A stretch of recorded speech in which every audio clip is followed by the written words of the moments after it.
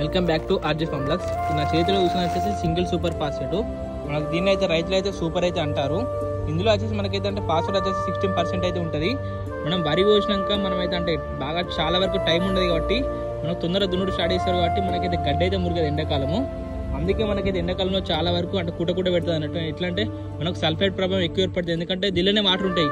మనకి వర్షాకాలం అయితేనేమో వచ్చిన వాన కొడితే వాటర్ పోతూనే ఉంటాయి కాబట్టి మనకి ఈ కూట పెట్టదు అన్నట్టు. మనకైతే మంచిగా గడ్డి మంచిగా మురుగుతుంది అన్నట్టు. ఈ సూపర్ చల్లితే ఏమైతే మనకు గడ్డి మంచిగా మురిగి మనకైతే పంటకైతే లగిస్తుంది అన్నట్టు.